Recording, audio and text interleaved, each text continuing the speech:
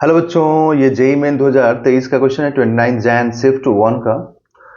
देखिए क्वेश्चन में क्या बोला गया, find the mutual inductance in the arrangement when a small circular loop of wire of radius capital R, यहाँ पर कैपिटल आर दिया गया, is placed inside a large square loop of wire of side L. तो जो large square loop है ना, उसका side जो लेंथ है वो बहुत बड़ा है, मतलब रेडियस से, that is L is much much greater than are.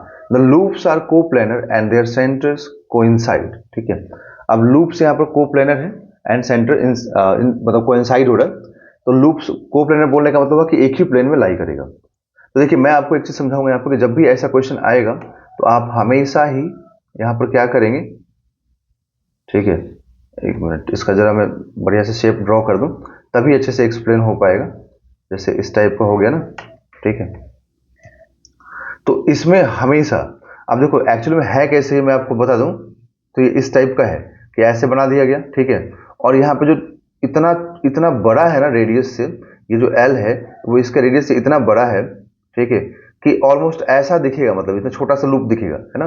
But इतने छोटे से लूप में हम समझ नहीं पाएंगे ये क्या हो रहा है क्या नहीं हो रहा है यहाँ पर। तो इसीलिए हमें क्या करना होगा कि थोड़ा लूप को बड़ा साइज बनाना पड़ेगा। ओके, तो लूप का हम थोड़ा बड़ा साइज बनाएंगे ताकि हम इसको देख सकें। बट फिर भी आप यही मान के चलेंगे कि नेग्लिजिबल जैसा रेडियस इसका है यहाँ पर। ओके, तो अब यहाँ पर ये होता है कि यहाँ पर करंट तो हमें दिया हुआ नहीं है, तो करंट नहीं दिया है तो म्यूचुअल इंडक्टेंस आप कैसे फाइंड करेंगे। क्योंकि म्यूचुअल इंडक्टेंस फाइंड करने के लिए फॉर्मूला क्या होता है, फॉर्मूला ये होता है कि फाइव अपॉन आई करना होता है। अब किसका फाइव किसका आई ये देखना होता है। ठीक है, तो five two upon I one करना होता है, या फिर आप लिख सकते हैं कि five one upon I two कर लिख सकते हैं। बट अब यहां पर जब करंट नहीं दिया है तो आपको करंट हमेशा आउटर वाले लूप में लेना होता है। चाहे आप क्लॉकवाइज लें चाहे एंटी क्लॉकवाइज लें, वो मैटर नहीं करता है कि क्लॉकवाइज ले रहे हैं आप कि एंटी क्लॉकवाइज ले रहे हैं, है ना, ये मैटर नहीं करता है ना। बट आपको यहाँ पर करंट हमेशा आउटर में लेना होगा। आउटर में इसलिए बोल रहा हूं मैं क्योंकि आउटर की वजह से अगर आप फील्ड देखेंगे ना, ठीक है, देखो जैसे यहाँ पे दिखा रहा हूँ, जैसे मान लीजिए ये हो गया, तो इसकी वजह से फील्ड आप देखेंगे आउटर की वजह से, तो फील्ड मान लो पूरे रीजन में लाई करेगा, चाहे आप आउटवर्ड में हो चाहे डाउनवर्ड में हो फील्ड, बट पूरे रीजन में लाई करेगा ना।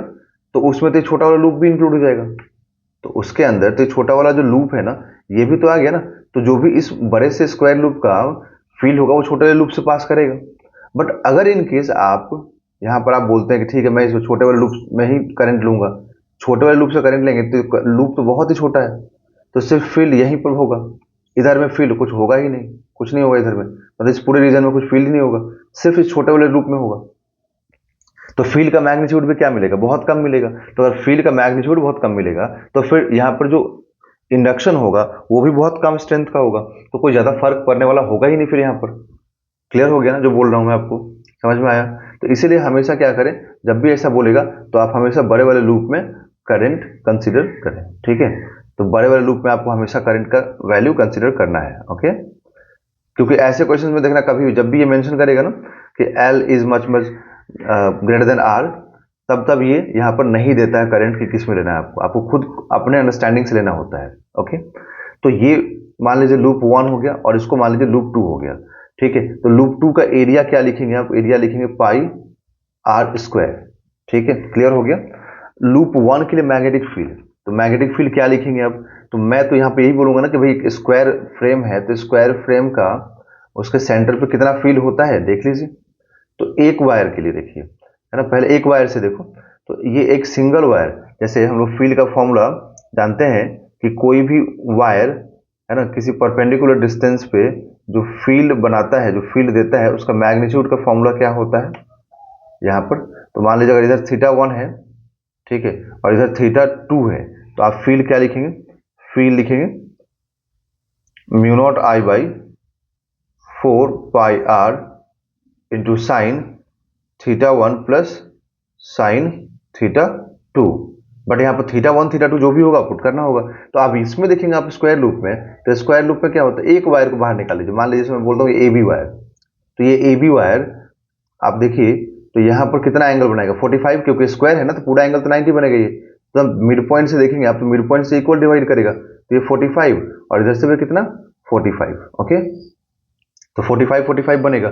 तो एक सिंगल वायर की वजह से, ए बी वायर की वजह से आप फील्ड यहाँ पर क्या लिखेंगे, आप फील्ड लिखेंगे म्यू नॉट आई बाई 4 पाई, ठीक है।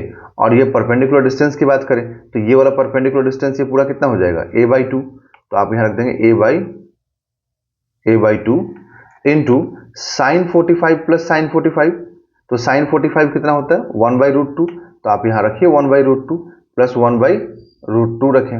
ओके, क्लियर हो गया। तो अब यहां से आपको जो मिलेगा ना, ये 2 से 4 से कैंसिल होगा, तो mu naught I into 2 by root 2 divided by 2 pi A. तो अब ये 2 से 2 कैंसिल, तो यहां से जो मैग्नेटिक फील्ड आएगा आपके पास बी ए बी, वो आ जाएगा mu naught I by root 2 pi A, mu naught I by root 2 pi A. But ये सिर्फ एक वायर की वजह से हुआ, और इस टाइप के टोटल वायर कितने हैं यहाँ पर, 4 है ना। तो आप क्या लिखेंगे, देखिए यहां लिखेंगे आप B net is equal to 4 into B A B. Okay, तो 4 into B A B that is 4 mu naught I by root 2 pi A, ठीक है। बी नेट आ गया।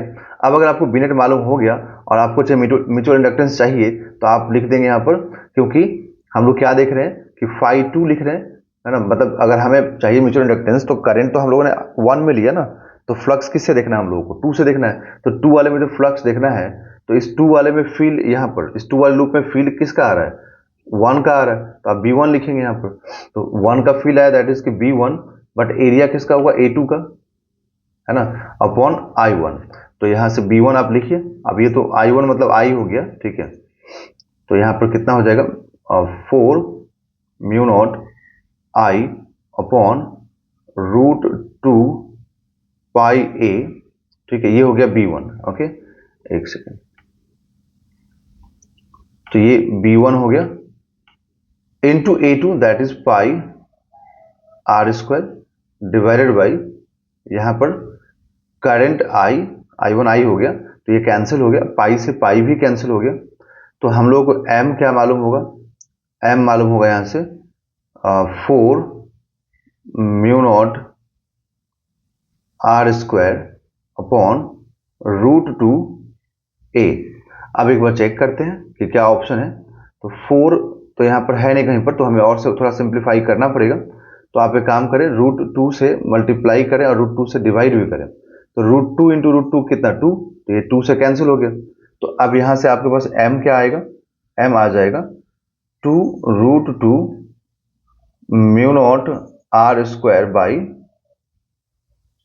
ए, ठीक है। तो 2 root 2 mu naught R square by A, check कर लेते हैं। 2 root 2 mu naught R square by A, है ना, और a मतलब यहाँ पे l लिया है ना यहाँ पर, ठीक है, तो l पुट कर देंगे। तो 2 root 2 mu naught R square by A मतलब ये वाला l, ठीक है। तो l की जगह पे आप यहाँ पर जहां भी a है ना, उसकी जगह पे l पुट कर दीजिए, ठीक है। तो 2 रूट 2, क्योंकि यहाँ पे मैंने a ले लिया था साइड और वहां पे l दिया हुआ है, तो इसका l, ठीक है। तो option number 3 is a right answer. Okay बच्चों, एक छोटा सा रिक्वेस्ट है कि आपको जरूर अगर वीडियो अच्छा लग रहा है तो लाइक कीजिए, चैनल को सब्सक्राइब कीजिए, एक लाइक जरूर करें और कमेंट भी जरूर करें। Thank you.